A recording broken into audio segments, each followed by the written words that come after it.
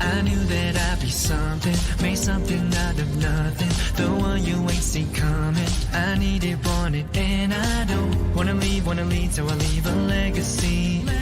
Never leave, never leave, never leave, so I leave a legacy. They made me live the legend, I've been that. Why chase clock when I can make an impact? I break out the matrix, in fact, I'm the one that'll change the game and win that. Comprehend that, get the strap, I want the power. Build my own castle, island and tower. Looking at the clock, cause my time, so it's now. Never to be somebody that I can be proud of.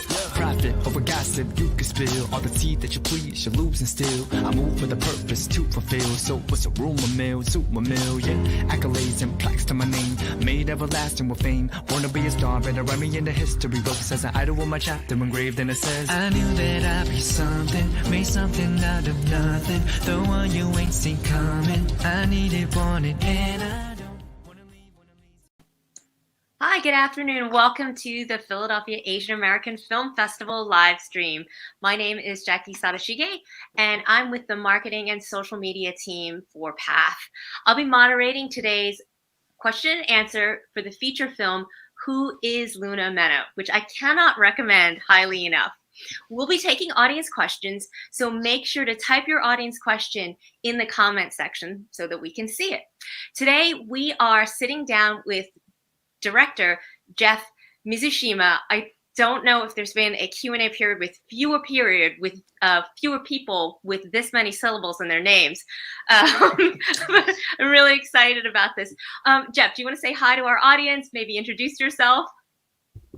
You did such a good job, Jackie. That was great. It may look like I'm going to do stand-up, but I'm not. Or who knows? You know, we'll see how this Q&A goes.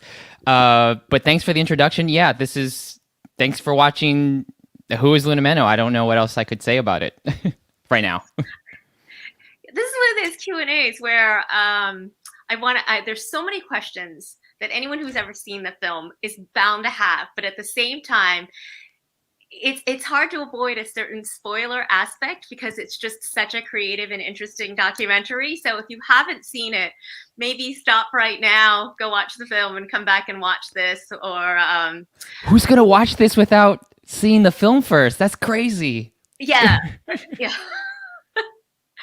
So, Jeff, on the website for your documentary, Who is Lunah Menoh is described as a featured documentary over 12 years in the making. That's incredibly tenacious of you. Could you walk our audience through that journey just a little bit? Ooh, okay. I'll give you the abbreviated version. The abbreviated version is that in 2007, just like I say in the film. Spoiler alert, but you should see the movie before watching this. In 2007, October 30th of 2007, which would happen like last week, or it would be 14 years of last week, I started filming her based on, I was hired by Lunah's record label. And the producer of this film, Reiko Kondo, who's appears as two versions of herself in the film, she hired me to do it, to film behind the scenes of Lunah's, one of her bands, which is called John Paul Yamamoto. And that's how it started. And over time, Reiko and Lunah both had the idea of wanting to expand on it in a feature and do, it started out as a legacy catalog of all of Lunah's work, because even in 2007, she'd already been making work since the 80s. So it's not like she just started and, you know, she's just doing a little art piece. So in 2007, the idea was, okay, she's already accomplished so much and nobody knows about her. So let's just do what she's already done. And little did I know I was going to be continually filming her until 2019. Oh, no, I'm still filming her today, actually. This year, she asked me I filmed some stuff. She's not letting me stop. She's holding me hostage. I am in an attic in her house. I have a little note. No, yeah.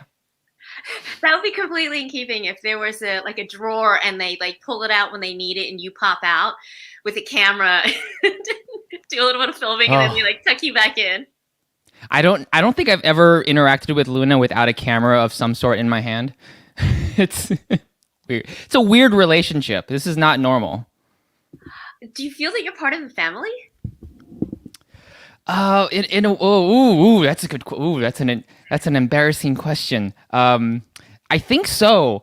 And this might get a little too personal too quick, but I feel like I've been a sort of a black sheep in my own family because I'm the only one who's in film, and everybody else has real jobs, and they've always regarded me as like, oh, isn't that cute what Jeff does, in his spare time, and I'm like, it's not what, and that's been almost my entire life. So these over a decade with Lunah and her husband Tosh. Her husband Tosh is always by her side, and in a way, they're very closely collaborative in her art pieces. So having have a relationship with them over the span of time, I do feel somewhat part of a family, and it's inspiring to me because the husband Tosh. He's the son of an artist, a really famous American artist, Wallace Berman, and they take art very seriously. And this was the first time in 2007. I just graduated film school, but I'd already finished that. And up to that point, I had never really met or interacted with like adults who took art seriously for their entire lives. So when I would have discussions with them, if it were my own family, I would have to, there's always a little snarkiness, dismissiveness, a little thing. I know they mean well, but there's this layer of not knowing what I do and not, they appreciate art, but not in the way artists make art. And when I'm interacting with Lunah and Tosh, who that's their life, they take it very seriously. So it's just an interesting, I don't know if anyone has ever had that, if they have a family member or a friend or a teacher they're exposed to, and they weren't born into an artist family and then they discovered it. It was very invigorating to invigorate myself, like creatively. Absolutely fantastic. And I definitely want to circle back to the creativity. But since you opened up this can of worms about your family talking about your artistic production as a side job, I have to ask about something else that's on your website. There's this really curious statement. Jeff had found more fulfillment working in fitness than the trivial world of entertainment.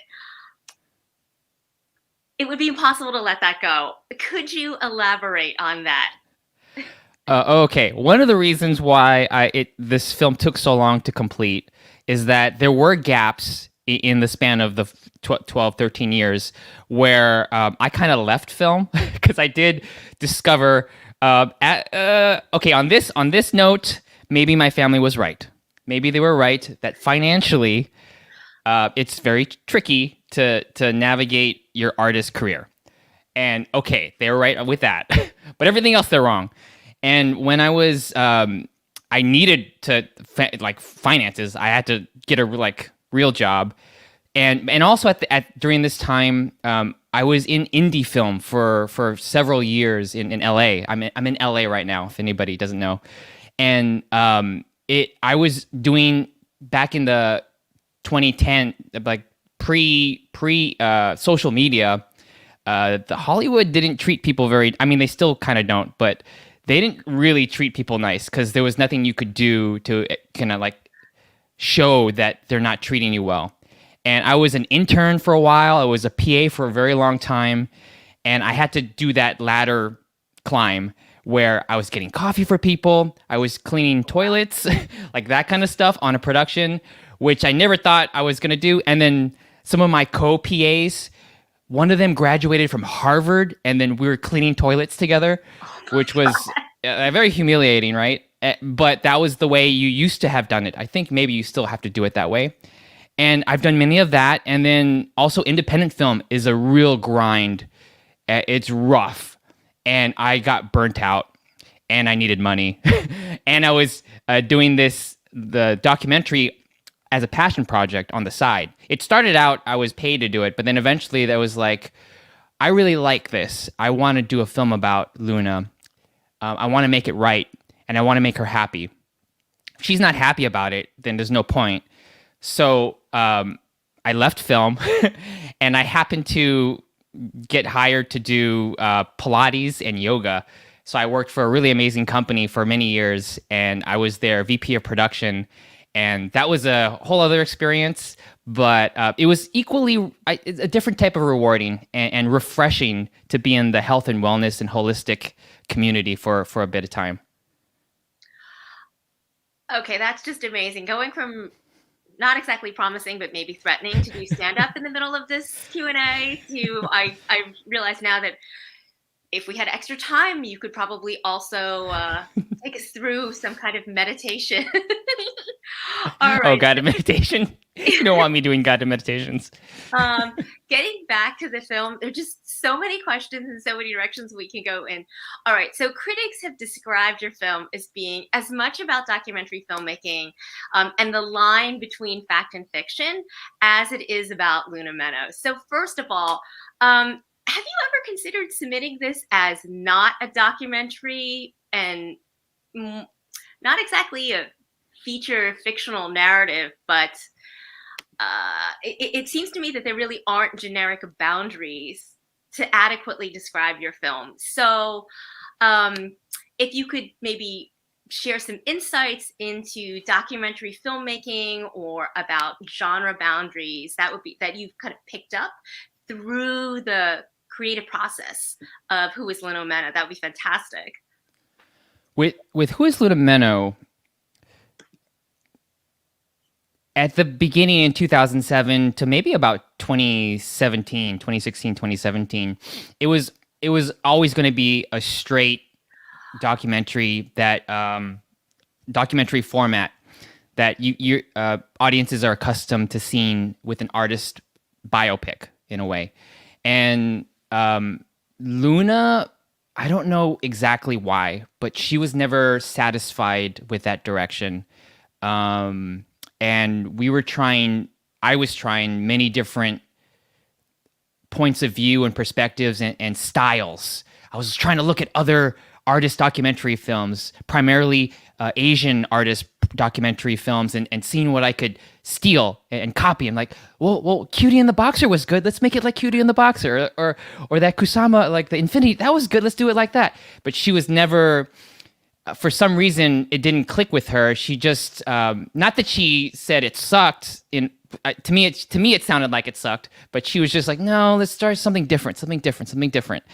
And then right around 2018, I was just kind of like in the film, almost angry. Not angry. I shouldn't say angry.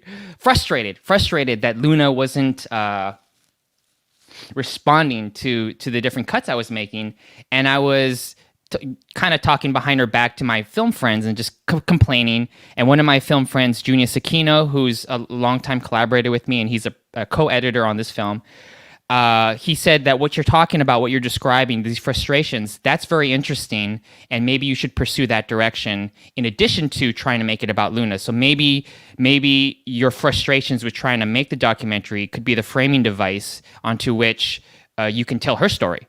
And I went with that, and the film is meta, and there's always a cringiness to being meta. I think a lot of creative people, a lot of writers, a lot of filmmakers, going meta with your projects, I feel like that's a last resort when you can't think of anything creative and you're just like, let's just do the Lego movie or whatever other popular meta, because meta is like Deadpool. It's very popular these days. And I feel like going meta is just an easy way to just very trendy, not easy, just trendy. So initially I didn't want to do it. I was really fighting hard not to do it. And then when I pitched it to Lunah and said, hey, let's do it like this, that suddenly sparked, maybe she wasn't as familiar with being meta. I think when in her artwork, I feel like there's a presence of meta in her work and sarcasm and a playful cynicism with her work, but she doesn't admit to it. She doesn't identify as that. I think it just comes out naturally. Mm-hmm. So when I pitched this going meta direction, I think that just clicked with her, and she's like, yes, let's do that way. And then from that point, we collaborated. And when the more excited she got, the more I accepted, like, okay, I didn't want to do meta, but she's into it. So this is fun now. This is really fun.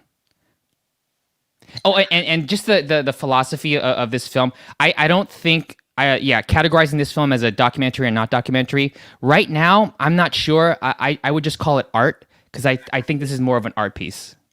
Terrific, because I've had conversations with other filmmakers who say had tried to submit under a documentary category and they were flagged for some sort of creative insertion. And that's why, to a certain extent, it surprises me that people consider this film to be a documentary. I also find the use of the word meta almost, it is well beyond that.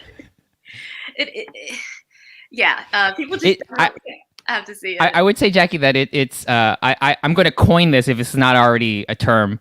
I think this is sort of like a filmception, like Inception, the movie. This is a filmception.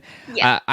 One of the aspects that Lunah and I were attempting to do, I don't know how successful it was to people who watch this, but the filmception of having a recursive plot where the beginning could also be the end. And so it's a documentary about me making a documentary on Lunah, who's making it's a film about me making a film about Lunah, making a film about me, and it goes circular. And if you watch it again, because I tried to make this clear, maybe it's not as clear, but the very beginning of the film is the end of the film. Yeah. And I thought, I've never seen that before, where the end is the beginning, maybe in sci-fi movies, but not in a movie like this.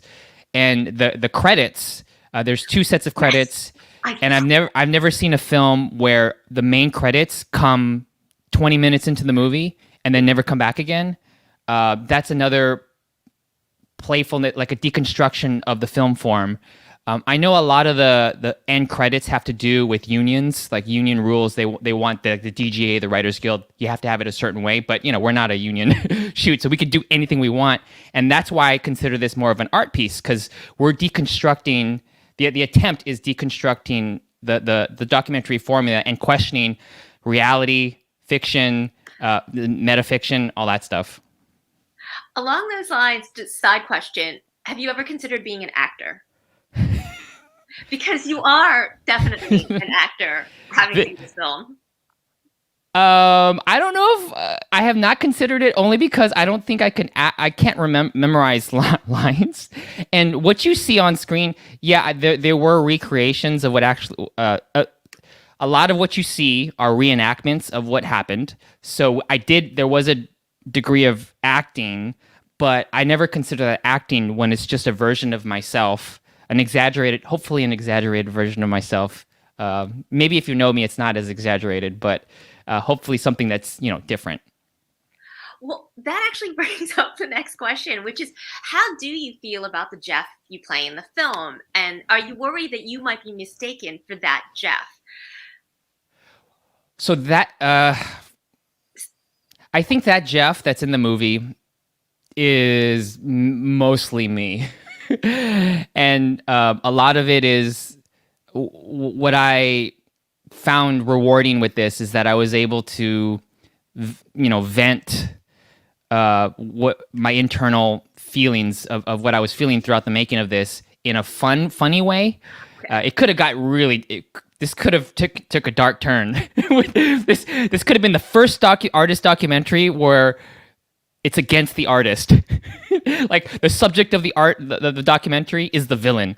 It could be like that, like one of those serial killer documentaries. Could have been easily like that, but I always think I don't mind if people think I'm an a-hole or if I come off as funny or however people perceive me in the film. I'll embellish it for now until something bad happens to me. But right now it's fun. Because there's the great moment when you get caught secretly filming Lunah's footage, right? And then the camera person gets fired. And so I like to think that you're not someone who secretly positions cameras in spaces. When it comes to invasion of privacy, that's a gray line that I'm walking with this. I can see that. I'm not that way though, just to clarify. Yes, no. So I was kind of assuming that, and I'm sure the audiences will very much appreciate knowing that. To be honest, watching the first, say, half to 2/3 of the film, I was like, "Oh, I signed on for this Q&A. It's going to be really weird." And then everything sort of comes around. I'm like, "Oh, this is going to be the most awesome experience. Audiences are Yeah. going to love him, and they have to see this movie." And yeah, Well, that's the good. range of emotions going through that film, I don't think people realize the places that you take the audience. Yeah. Well, one of the jokes that Luna is very cheeky in her own artwork. So we thought that it was only appropriate to make this cheeky and funny, but maybe not the humor that you get right away. Maybe it's a joke that you don't understand. Maybe you'll never understand it, and maybe it's not for you. But one of the jokes that I appreciate that Luna went with, like she totally agreed with it, where you're watching a documentary about Lunah Menoh. You're trying to figure out who is Lunah Menoh based on the title. So you're watching, as an audience member, you're watching it. And then 20 minutes into the movie, you see me. And you see me for a really long time and no Luna. And the audience, you're like, why are we watching this one guy? There's no interest in this person. Why are we watching this for so long? I mean, at a certain point, you would rather see the dog than me. And then we cut back to Luna. And then after you figure out what's going on, I think you accept it. But there was this gap where like what you were saying, I think a lot of test audiences that we were screening it to, we kind of lost people in that section where we're just like, what are you guys doing? This is not, why? Are there most common questions that you've gotten from audiences? The most common question. I think not so much questions, but just reactions. And one of the reactions is some people don't think that we answered the title. Who is Lunah Menoh? Some people say, "Oh, we never figured that out." And my response to that is, the question wasn't. It was. I don't. We could have answered it, and I think we do answer it in a way, but it's meant to not be answered, because this ultimately is a film about identity and an artist's identity, trying to find her identity, and what always was going to be about was Luna's struggle with her Japanese side and her Western side, and trying to find a role for herself that she's happy with. She's always happy. She's a very happy person. But she's told me she's had these struggles of when I create art, I don't know if it should all be Japanese, or it should all be American, or it should all be like, she's a little confused with that, or it should all be me. Maybe I'm my own universe. And I think the film, I hopefully artists identify with it, and a lot of people identify with it, because I think it's about finding expression. It's about expressing yourself.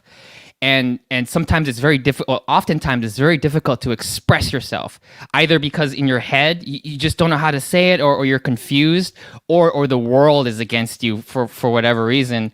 And just finding that way to express yourself. And in this way, in this film, and I think maybe in Lunah's life, I'm speaking for her, so I shouldn't speak for her, but my opinion is, Lunah Menoh is this creation, this caricature to represent her expression, her way to express to the world. And maybe we all need that. Maybe that's what our avatars are, social media avatars. Maybe we all find ways to express ourselves. I mean, we can't express ourselves directly, so we create a persona, or we create a digital version of ourselves, and that's the vessel to which we express what we really want to say.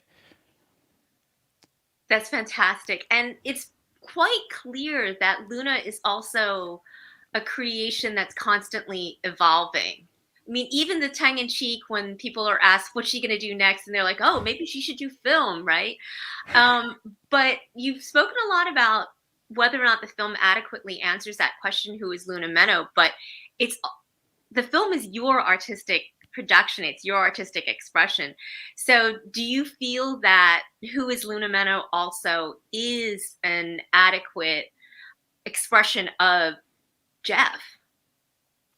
I'll leave this a little ambiguous, but I won't. I won't confirm yet if this is all my film. Yeah.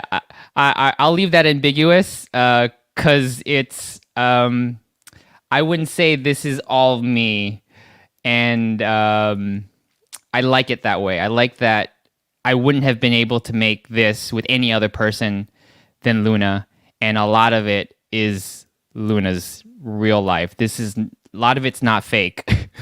It may seem fake with some of the premises that we went with, but when you meet Lunah, nothing is fake.